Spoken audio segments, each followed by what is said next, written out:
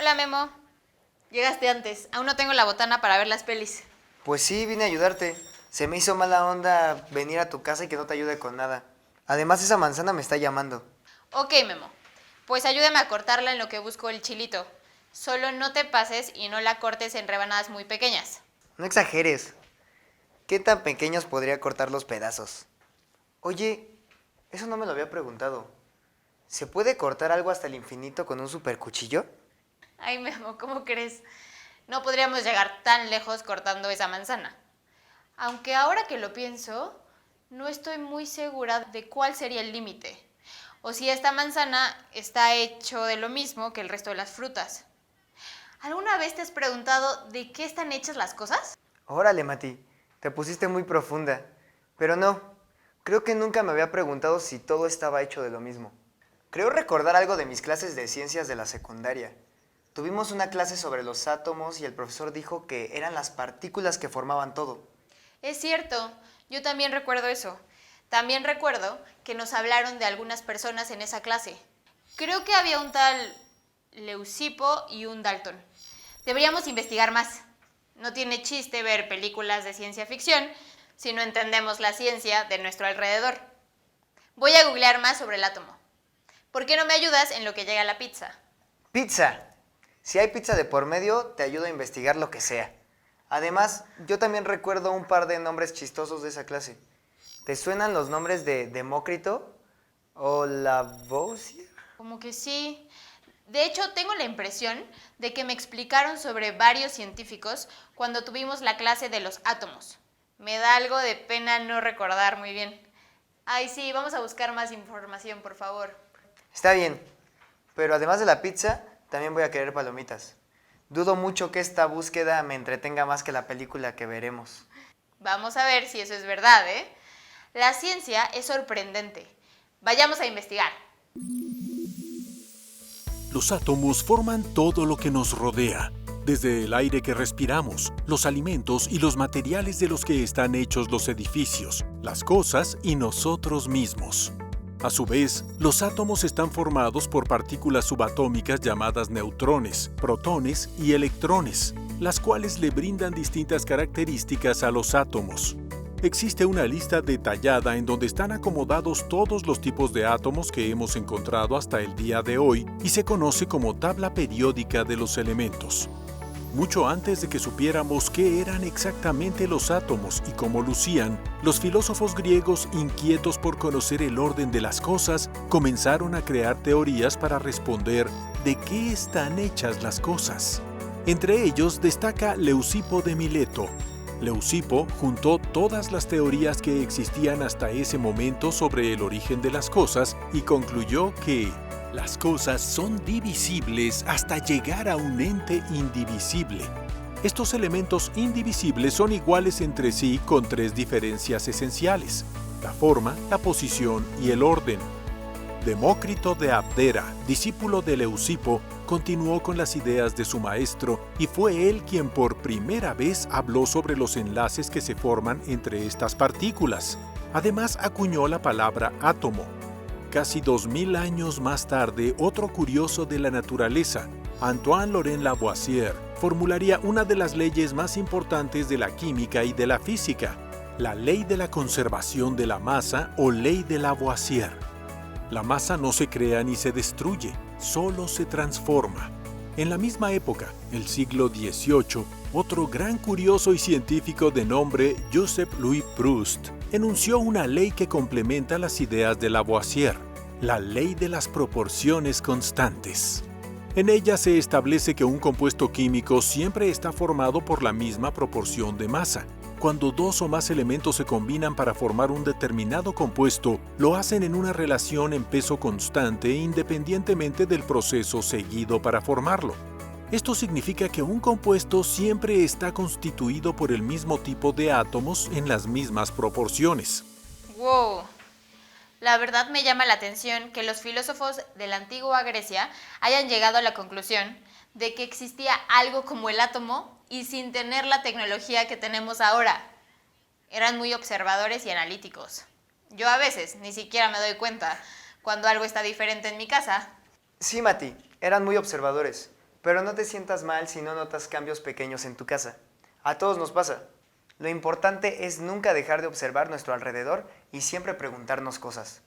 A mí también me impresiona el trabajo de Leucipo y Demócrito, pero Lavoisier no se queda atrás. Eso de determinar que la masa no se crea ni se destruye, hace más de 2 siglos, me impresiona. Tiene razón. La verdad es que los científicos descubren cosas impresionantes. Ahora entiendo mejor lo que nos dijeron en las clases de química. Por eso podemos hacer esos ejercicios de balanceo de ecuaciones. No importa por cuál transformación pase la materia, su masa no desaparecerá. ¿Sabes otra cosa, Memo?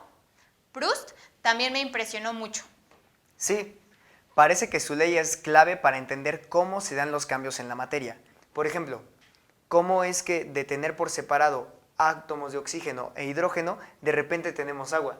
Al final, todo lo que vemos es producto de los enlaces entre átomos y de las reacciones químicas.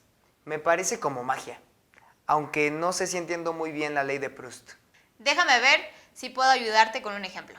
Primero, te tengo que contar que en química se usa mucho un término llamado mol. Y básicamente es 6.022 por 10 a la potencia 23 de átomos o moléculas o electrones. ¡Guau! ¿Por qué ese número tan gigantesco? A ese número se le llama de Avogadro y lo escogieron para que fuera numéricamente igual en gramos a la masa atómica.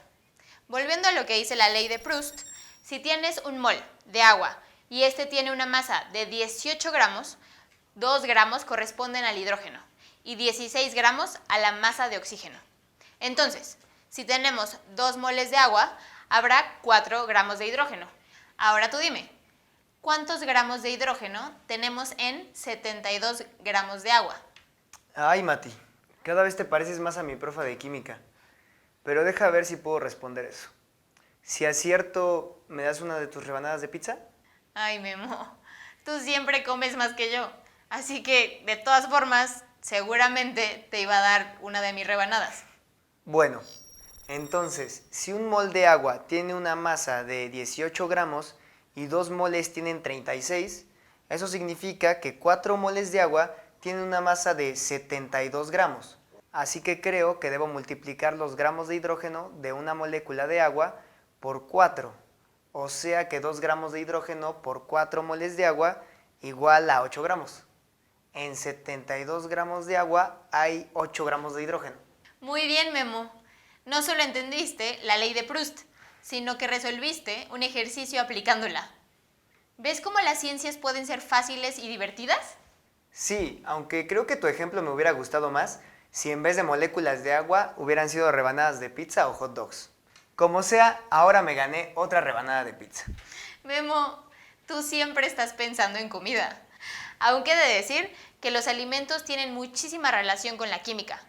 Así que digamos que siempre estás pensando como científico, no como un adolescente tragón. Bueno, Mati, este científico tragón tiene más dudas, sobre todo si la química y la comida están tan relacionadas como dices. Mientras buscábamos información acerca de lo que están hechas las cosas, me encontré un video sobre ese tal Avogadro. Pues vamos a verlo. Amedeo Avogadro fue un físico italiano que en 1811 formuló la ley que lleva su nombre, motivado por el estudio de los gases.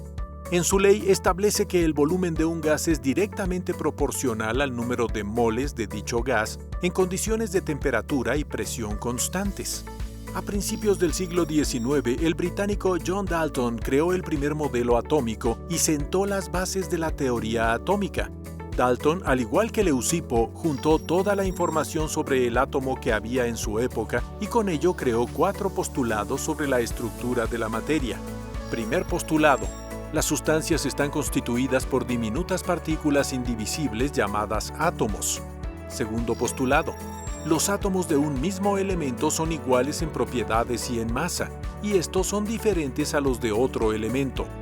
Tercer postulado: los átomos son indivisibles, pero la combinación de 2 o más se da mediante reacciones químicas con las que se forma un compuesto. Cuarto postulado: en un compuesto existe una relación numérica simple de números enteros de cada elemento que lo forma. El modelo atómico de Dalton era sencillo y se representaba al átomo como una esfera, ya que aún no se descubría que el átomo, a su vez, está formado por subpartículas. Este descubrimiento se dio hasta 1897, cuando Joseph John Thomson descubrió el electrón. Thomson fue un físico británico galardonado con el Nobel de Física en 1906 por su trabajo con los rayos catódicos, con el que demostró que los campos eléctricos podrían desviarlos, lo que lo ayudó a determinar que las partículas de carga negativa son parte de los átomos. Esto le ayudó a generar su modelo atómico en el que representaba al átomo como una esfera de carga positiva en la que se encuentran incrustados pequeños gránulos de carga negativa. Por esta forma de representación le llamó a su modelo budín con pasas. Otro brillante científico logró detallar más la estructura del átomo. Fue el físico y químico neozelandés Ernst Rutherford, quien experimentó con partículas alfa. Hizo pasar unas de estas partículas por una laminilla de oro y descubrió que el átomo está mayormente vacío, excepto por una zona en el centro con carga positiva a la que llamó núcleo. A la masa con carga positiva de esta zona la denominó protón y descubrió que existe una especie de nube con órbitas a su alrededor en donde se localizan las partículas de Thomson, los electrones. Los descubrimientos de Rutherford fueron confirmados por el también británico James Chadwick en 1920. Además, Chadwick descubrió una partícula subatómica ubicada en la misma zona que los protones y con la misma masa, pero esta no tenía carga, por lo que la llamó neutrón. Gracias al modelo atómico de Chadwick se logró comprender mejor la estructura del átomo y esto permitió seguir generando descubrimientos sobre su composición. Uno de esos descubrimientos se dio gracias al físico danés Niels Bohr a inicios del siglo XX. Bohr encontró que los electrones se ubican en órbitas en donde giran constantemente y poseen ciertos niveles de energía. Con ello propuso 3 postulados. Primer postulado: los electrones se mueven en órbitas circulares alrededor del núcleo con energía definida. Segundo postulado: los electrones solo giran en órbitas con cierto contenido de energía en las cuales el momento angular es multiplicado de un número entero. Tercer postulado: los electrones pueden transicionar de una órbita a otra, lo que hace que el átomo emita o absorba energía para conservar la energía total. Oye, tenías razón. Todo esto de los átomos tiene mucho que ver con la comida. ¿Viste que a uno de los modelos atómicos se le conoce como modelo de budín de pasas? Yo creo que su autor tenía hambre cuando lo postuló. Memo, ¿qué cosas dices? Solo le puso ese nombre porque sí parece un budín con pasas, no porque tuviera hambre. Bueno, el punto es que hemos aprendido un montón y siento que entre más aprendemos, más preguntas me surgen. Como por ejemplo, ¿los átomos son eternos? ¿Mis átomos estuvieron en algo más antes de formar parte de mí? Si no hallo las respuestas, no sé si voy a poder dormir hoy. Tienes razón. Cuanto más se aprende, más preguntas se presentan. Es lo divertido de la ciencia. Siempre hay alguna respuesta que no tenemos aún. Lo bueno es que para todos estos temas existen expertos y en México tenemos varios. Por cierto, ya tengo a una a la que vamos a entrevistar. Así podrás dormir hoy tranquilo y mañana no estarás con ojeras mapache. Buenísimo, Mati. ¿Quién es nuestra invitada de hoy? Ella es la doctora Estela Garcés, profesora titular del Departamento de Física de la Facultad de Estudios Superiores Cuautitlán de la UNAM. Doctora y maestra en Ciencias con especialidad en Física por el Centro de Investigación en Estudios Avanzados del Instituto Politécnico Nacional. Licenciada en Física por la Universidad Veracruzana.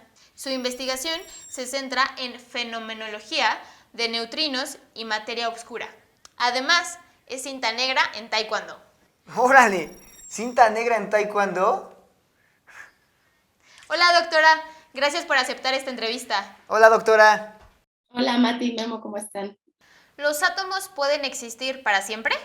Lo más probable es que no, porque sabemos que los átomos no han existido siempre. Después del inicio del universo, después del Big Bang, esa gran explosión que creó todo, se crearon la mayoría de los átomos, los más abundantes y los más ligeros, los más chiquititos, que son el hidrógeno, el helio y el litio. La mayoría se cocinaron ahí en los primeros instantes del universo. ¿Los átomos que forman nuestro cuerpo fueron parte de otro objeto o ser vivo?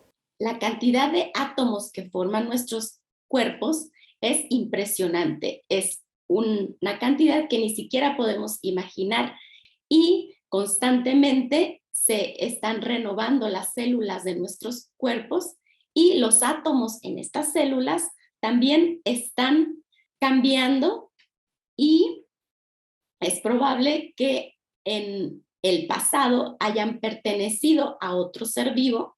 ¿Cuánto miden los átomos? ¿Son todos del mismo tamaño?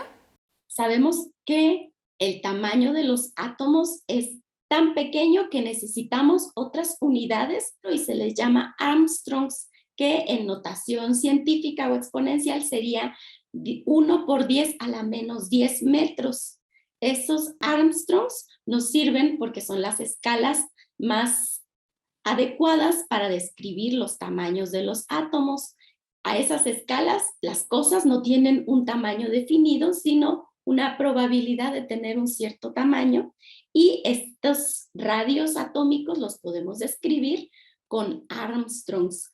¿Cuántos tipos de átomos existen? Los átomos los clasificamos por su número atómico, es decir, por cuántos protones y electrones contienen, que normalmente es en el mismo número. ¿Y cuántos son? Pues son todos los de la tabla periódica, y además cada uno de ellos puede existir con diferentes estados excitados, y también conocemos los átomos que llamamos isótopos, es decir, átomos del mismo tipo que en la tabla periódica tienen el mismo número atómico, pero que en su núcleo tienen un mayor número de neutrones. ¿Podrían existir subpartículas más pequeñas que los electrones, protones y neutrones? Lo que sabemos en la física de partículas, sabemos que están hechos de electrones y no puede haber una partícula más pequeña que el electrón. Y también en el núcleo de protones y neutrones. Estos protones y neutrones sabemos que sí son partículas compuestas de otras mucho más pequeñitas que tienen carga fraccionaria de 1 o 2 tercios, y esas otras partículas más pequeñitas les llamamos quarks. ¿Pueden romperse los átomos? Uno de los descubrimientos más importantes fue el llamado fenómeno de la radioactividad. Y esta radiación que venía de los átomos, además, producía que los átomos se transformaran. Entonces sabemos ahora que el átomo no es indivisible, y esto produjo también grandes catástrofes como accidentes nucleares y también la bomba de hidrógeno. Y ahora, discúlpeme, tengo que atender una llamada, pero regreso con ustedes. Sí, doctora, no se preocupe, aquí la esperamos. ¿Quién lo diría? Los átomos de los que estamos formados estuvieron en el universo antes que nosotros. Probablemente mis átomos fueron parte de un gran tiburón o una pequeña hormiga. Es increíble, y pensar que son tan chiquitos. Pero no son lo más pequeños si pensamos en las subpartículas. Y aún nos falta un modelo atómico, el modelo cuántico de Schrödinger. ¿Schrödinger? ¿Cuántico? Eso sí que suena a ciencia ficción, pero me imagino que no lo es. Erwin Schrödinger, su modelo, une el trabajo de varios científicos. El de Bohr, quien propuso la cuantización de la energía de los electrones o paquetes de energía. El de Louis de Broglie, quien demostró que el electrón, al estar en movimiento, podía comportarse como una onda. Eso lo recuerdo, que el electrón también puede comportarse como la luz. Es decir, además de comportarse como una partícula, también lo hace como una onda. Tiene dualidad. Así es. Además, este comportamiento relaciona la longitud de onda y la masa del electrón. Pero eso no es todo. Otra aportación importante para esta teoría es el principio de incertidumbre, propuesto por Heisenberg, que establece que no se puede conocer al mismo tiempo la velocidad y la posición del electrón. Entiendo. Si yo quisiera perseguir al electrón mientras orbita alrededor del núcleo, podría saber su rapidez. pero no dónde está con suficiente precisión. Y si supiera dónde está, no podría conocer su rapidez. Todas estas aportaciones permitieron que Schrödinger propusiera el modelo atómico actual que se fundamenta en la función de onda, una ecuación que describe el comportamiento del electrón a través de 4 números cuánticos. Esto es un ejemplo muy claro de cómo la ciencia es colaborativa. Sin el trabajo de Bohr, Broglie y Heisenberg, Schrödinger quizá no habría llegado a su modelo mecánico ondulatorio. Mira, ya regresó la doctora. Hola, doctora. Hola chicos, ya estoy de regreso. ¿Qué significa cuántico? En física, la cuántica, la teoría cuántica clásica es la que usamos para describir cosas que ocurren al nivel de los átomos. Y lo que se descubrió en muchos experimentos y diferentes evidencias fue que los niveles de energía de los átomos están cuantizados, es decir, que la energía viene en pequeños paquetes que están descritos para los átomos por diferentes niveles. ¿Qué es el experimento de la doble rendija? Se creía que la luz desde Newton, él con sus experimentos creía que la luz eran partículas y lo que probó el experimento de la doble rendija, es decir, hacer pasar luz por 2 pequeños orificios muy largos en una placa de metal y después ver qué es lo que se observa detrás de la placa de metal. Y lo que Young observó es que se generaba un patrón de interferencia y ese patrón de interferencia era compatible con el patrón de interferencia que producen las ondas, como las ondas mecánicas, cuando pasan por 2 rendijas de este tipo. Si hacemos el análogo con un tanque de agua y hay una serie de ondas que pasan por ahí, pues estas ondas se difractan y producen un patrón de difracción. Entonces, en 1801, lo que el experimento de Young probó fue la naturaleza ondulatoria de la luz. ¿Qué es la función de onda? Sin la mecánica cuántica, los átomos y lo que nos constituye, lo que crea todas las cosas materiales, no podría existir. Y en esta formulación llamada mecánica cuántica se necesitan algunos postulados y desde luego una descripción matemática.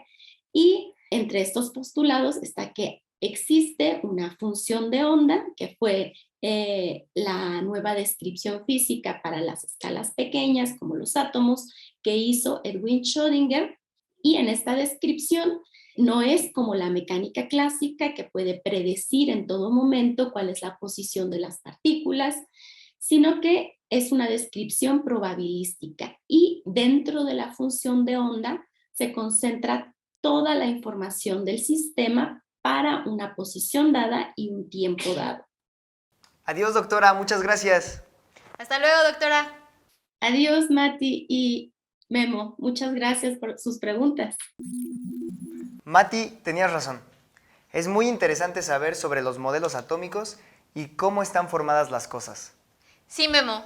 El trabajo de muchos científicos a lo largo del tiempo ha permitido que tengamos una comprensión más amplia y profunda sobre nuestro universo. Desde cosas muy grandes, como los planetas y estrellas, hasta muy pequeñas como los átomos. Pongamos a prueba todo este conocimiento con la película que vamos a ver. Revisemos qué tanta ciencia hay en esa ficción. Seguro encontraremos cosas que nos harán cuestionarnos sobre nuestra realidad. Sí, yo quedé muy fascinado con eso de que se puede describir a los átomos con una función. A mí me impresionó saber que los experimentos con rayos catódicos permitieran saber tanto sobre el átomo. ¿Te acuerdas del principio de la incertidumbre? Claro, el que propuso Heisenberg. ¿Qué pasa?